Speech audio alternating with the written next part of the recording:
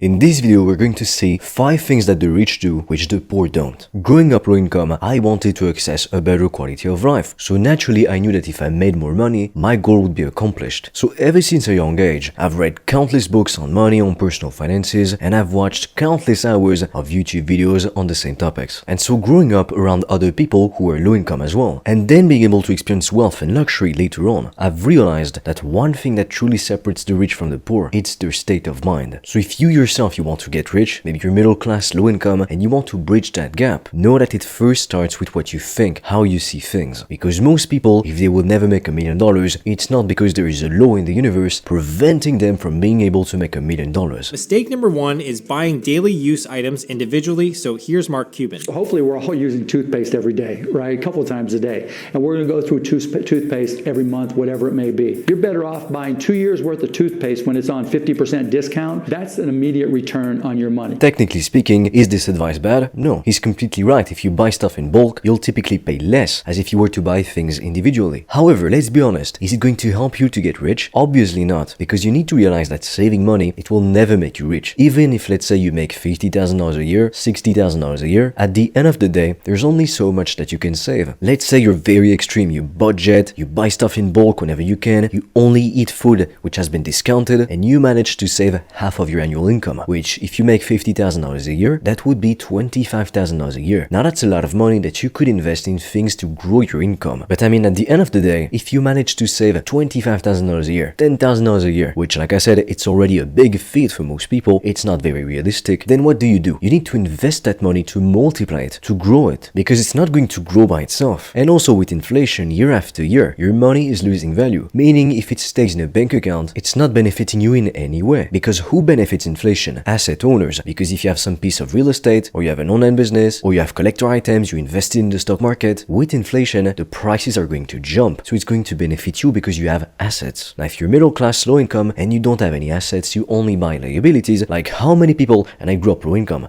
how many people have I seen buying the latest iPhone or buying some like branded clothes when they were poor, even more so than my own family? And so clearly their priorities were all out of whack. So instead of actually doing some research and figuring out how to invest their money wisely, they would rather spend it on iPhones and on branded clothes just to appear richer than they actually are. But when you went to their houses, those people, they ate pasta at every meal. So they were far from being wealthy. And also, to be completely honest, most people, they have this idea in mind of what it means to be rich and to be wealthy. But in reality, it is a completely different thing. It's like if you're on social media all of the time, you see those jacked guys, they're super big, but they're also super ripped at the same time. And you think, wow, everybody at the gym must be like that. You think this is the standard, this is the norm. And then you go out in the real world and you realize, okay, not everybody is 6'2", and not everybody is ripped and jacked at the same time, because obviously that's social media. On social media, everything is amplified. Like nowadays, it looks like if you're not a millionaire or a billionaire at 12 years old and you don't have 15 girlfriends, you're a loser. I mean, come on, that's not the real world. In the real world, the average millionaire is 57 years old. So in the eyes of most people, if you do become a millionaire at 60, that is an incredible thing to achieve. But on social media, hey, you would just be a loser, right? So while technically speaking, buying your toothpaste in bulk, it's not bad advice. It's not going to make anybody rich. I mean, just come on. So hard to make a return on regular investments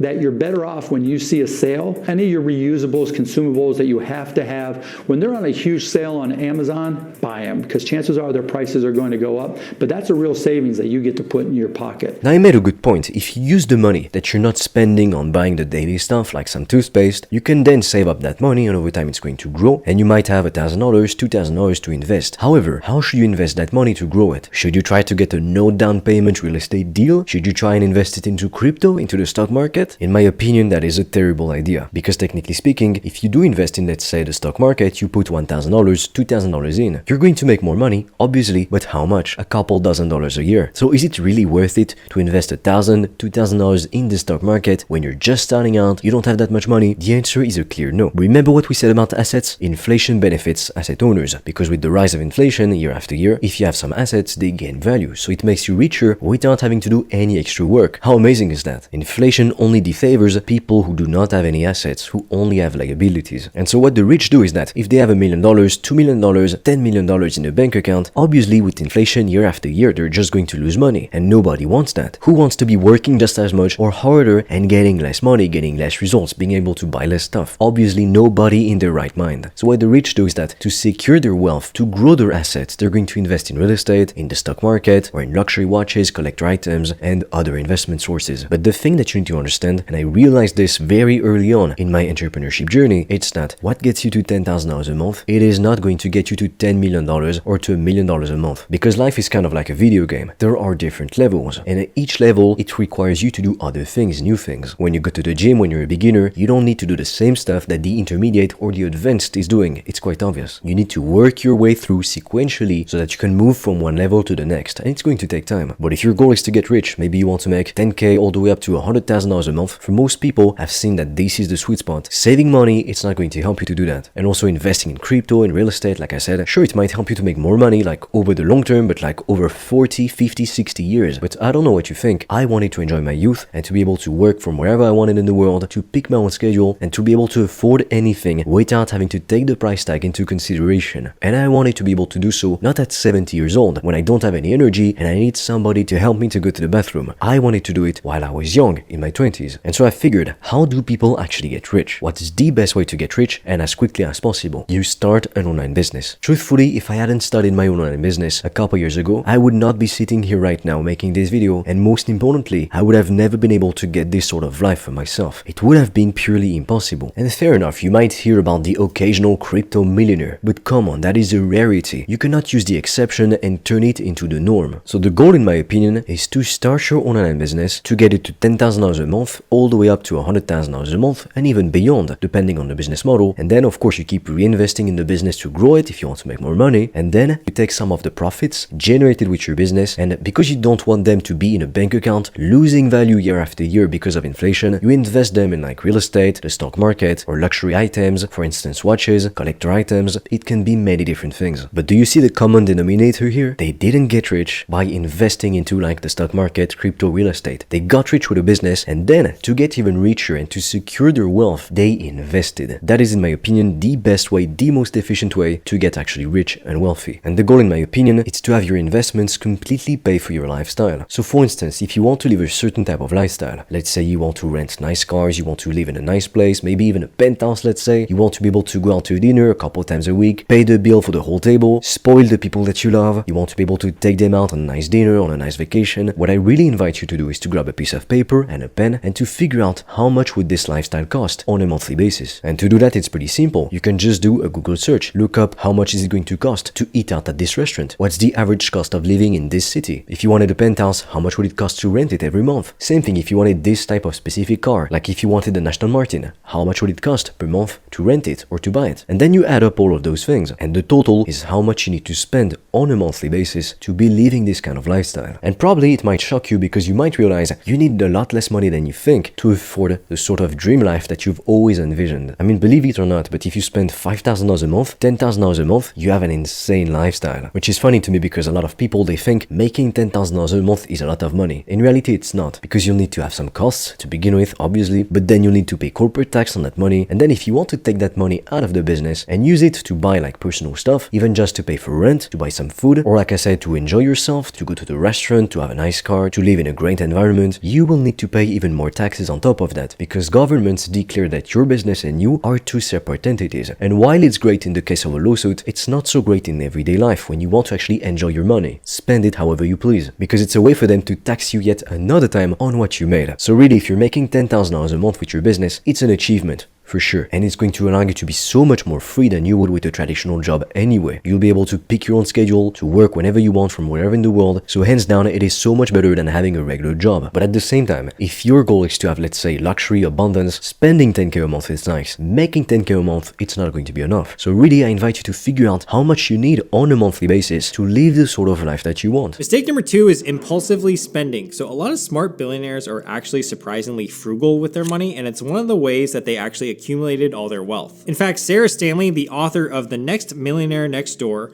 surveyed over 600 wealthy individuals in America and found that they all had 3 similar traits, and one of which was being frugal and not spending excessively. Now, in my opinion, there is a big difference between living a frugal life, a life where you just restrict yourself, but unnecessarily because you're rich, and then being smart about how you spend your money. Because there is the net worth millionaire, and then there's the lifestyle millionaire. Those are two very completely different things. And some people, they want to be a net worth millionaire, and some others, they want to be a lifestyle millionaire. Now, what's the difference, you may ask? The net worth millionaire, they are worth $1 million $1 on paper. But if you look at their life, it's not crazy or incredible. It's not like the stuff that you see on Instagram. They don't drive fancy cars, they don't necessarily live in a big house or in a penthouse. They're more comfortable than most people, but it's not insane or mind-blowing by any means. Yet on paper, they are a millionaire. So typically this is when people have some real estate properties and maybe they invested in buying this property when they were young, and then 60 years later it's worth $1 million because of inflation and other things, and now they are a net worth millionaire. And then, like I said, there's the lifestyle millionaire. So to put it simply, it's the sort of life that you see influencers showing you all day long on Instagram. I mean, myself included to some degree. But it's really funny because most people middle class, low income, they think being rich is this, when in reality, honestly, they don't really know what being wealthy is all about. Like, I have a funny anecdote about this. The first time that I went to actually a 5-star hotel, a luxury hotel, I thought that everybody there would be dressed in suits, like super elegantly. And so I dressed in a very nice way. But then I get to the hotel and I see people walking in there in like pajamas, in joggers, and I kid you not when I say that I was the one who was the most elegantly dressed. But clearly I wasn't one of the richest. So that is what was really funny. It's like people, when they don't have access to wealth, they put it on a pedestal. They think it's this crazy thing to reach. And don't get me wrong, it is going to change your life to make more money. I mean, at the end of the day, the people who say that making more money, it's not going to change your life, or that past $10,000 a month, your life isn't going to change and you won't be any happier. Trust me, that is a whole load of BS. Because from 10K to 100K or to $1 million a month, there is a gigantic difference. I like to say that there are worlds within worlds. And what I mean by that is that we might all be living in the same world, but we are not living the same reality. To give you an example, I was speaking to my father the other day, and he told me about this U2 concert in Los Angeles, and apparently it was a crazy mind-blowing thing. Like, they've got this entire structure, which is called the 360 or something like that. And then he told me, do you know how much it actually took in terms of energy to produce that concert? And I didn't know, so I said no. And he told me to make that concert with the whole infrastructure, it was like an entire city being powered up. And then he went on to say that all year long, they're telling us about ecology and stuff, but then they do this kind of stuff. So it's just hypocrisy in the end. And what I told him is that, well, you know, the truth is that ecology, it only applies to poor people. And the reason why is because those same people who talk about ecology and stuff, they're still going to fly private. You're not going to see government leaders getting on the plane like everybody else. And that's why, honestly, when you're low income, middle class, and then you make more money, and you end up wealthy, upper class, you might realize,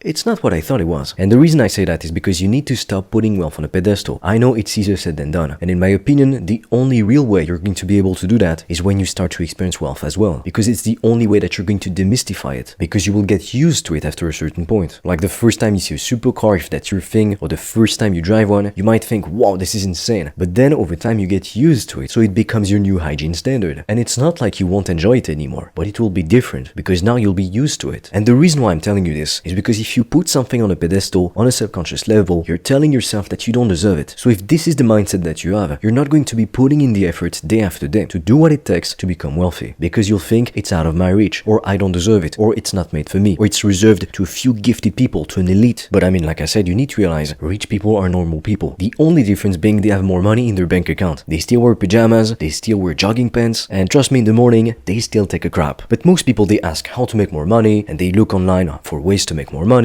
what business to start, but they never even think about keeping that money. And what I mean by that is that how much you make, obviously it matters, but how much you keep, it matters even more. If you made $3 million in a year, everybody would think you're a success. Boom, you're a multi-millionaire, you understood the game of life, you mastered it. However, if you spent $6 million to make $3 million, what did you really understand? What did you really master? You lost more than you made. So what's the point? And that is why you need to be very careful. Because to give you an example, 78% of pro athletes, they lose everything, so they go broke within just 3 years of retirement. And believe me, when you're a pro athlete, you have a lot of discipline, you have a lot of adversity, you know how to push during the hard times. So it's not like you can say that these people, they lost everything because they have no willpower. The reason they lost everything is because of what we call lifestyle creep. It's when you're spending so much money to maintain this lifestyle that you cannot even afford, that at some point, if you start to make a bit less money, or you overspend again, you will lose everything and you'll go right back to square one. And trust me, there is nothing worse than experiencing freedom and abundance and having it all taken away from you. I don't like this type of advice when people say never spend $5 on a Starbucks coffee, because while it might help you to save up some money to start your business, that's a good idea. Saving for the sake of saving, or saving to maybe one day get rich in 50 years down the line if you invest enough money in the stock market, in my opinion, that is a very stupid way to go about things. Starting your own online business is a much more efficient way, and it is also a lot faster. But the reason why you see some rich people having Ferraris, having Bugattis, living in penthouses and mansions, it's because they're making like 10 times more money. If you are a smart millionaire, you're You're not going to blow all of your money on stupid stuff and overspend it. But that doesn't mean you cannot have an incredible lifestyle if you want to, because trust me, if you spend $10,000 a month, you have an insane lifestyle. Now, if you make $10,000 a month and you spend $10,000 a month, you are clearly doing something wrong, and you are literally just asking the world to take you back to being broke. However, if you spend $10,000 a month, but you make $100,000 a month, $200,000 a month, you're still spending $10K per month. You have this insane lifestyle and you're very rich. But are you going to go back to being broke, to lose everything all of a sudden because you were not careful? Obviously not. Because you might be spending $10K per month, but you still have $90K at least that you can reinvest in the business and in other investments. So that is why you need to be smart with your money, but it doesn't mean that you could not enjoy it and that for the rest of your life you need to never buy a Starbucks coffee, never go out to dinner, or save and penny pinch your whole life. To me, that is a fallacy. Now, if you want to find out what is the best online business to start as a beginner, I have recorded a free video in which I'm going to analyze every popular online business model. We take a look at the pros, at the cons, and I'm also going to share with you the 3-step process that you can use to start getting your first customers today. If you're interested, the link is in the description below. And with that said, as always, I am waiting for you on the other side.